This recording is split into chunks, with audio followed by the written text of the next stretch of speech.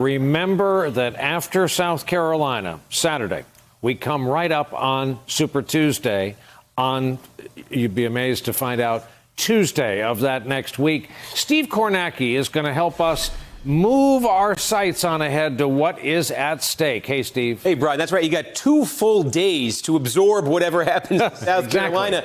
And then all of a sudden, a third of the country is voting right there. But think about the stakes here on Saturday in this race. We've talked about Joe Biden doing poorly in all the contests so far. He said it. He's got to get a win here. Question, does he need to get a big win here? Does this need to be double digits? Sanders, the opportunity here in South Carolina to surpass Joe Biden, potentially to catch him, to say he's won 3 of the first 4. His campaign would argue. They'd say, hey, we won Iowa too. They'd say they'd won 4 of the first 4. So an opportunity there in terms of bragging rights. But it's really this. This is what Super Tuesday looks like. This is what comes up on March 3rd. Over 1,300 delegates. South Carolina has 54. Nevada, we spent all Saturday talking about Nevada. 36 delegates in Nevada.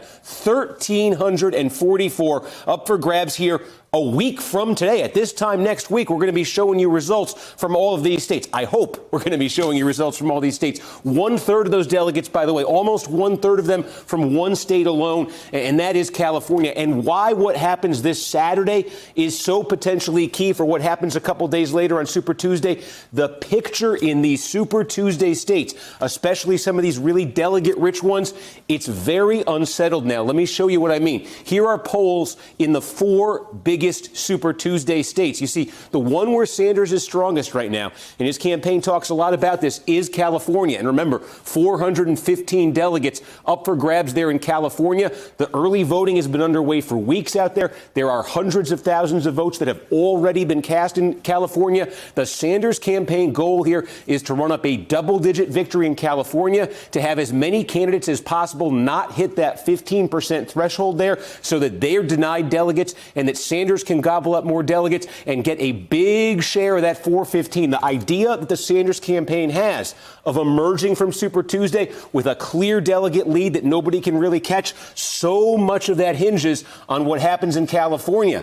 You look beyond that, though. North Carolina, look at that race right there in North Carolina. Sanders 21, Biden 20, Bloomberg 20, not on the ballot in South Carolina, but all that money he's spending down there. Think about what that outcome Saturday in South Carolina could have to do with a result in a state like this. If it's a big day for Biden, does he get a bounce? If it's a big day for Sanders, does he get a bounce? Same story in Texas. Look at that. 22 for Sanders, 21 for Biden right there. Bloomberg a little further back. Virginia, again, those 3 candidates very tightly bunched right there. What you see with Bernie Sanders, he is in position in these Super Tuesday states potentially to have a big day if he can get a boost maybe from this Saturday. But it's very unsettled, Brian. Steve, unfair question because you may not have the number at hand. Roughly the percentage of the vote when you and I are here in this studio next Tuesday night that will already be in sum total as a result of early vote.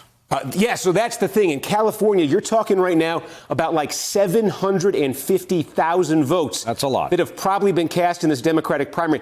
The one other thing I should warn you in California, mail-in voting out there, it may take days to tabulate that, too. So we'll be getting a lot of results next Tuesday in California, but we may not really know the delegate picture for a few days after. Oh, as you note, it's been days since we knew that feeling. Right. Steve Kornacki at the big board. Thanks.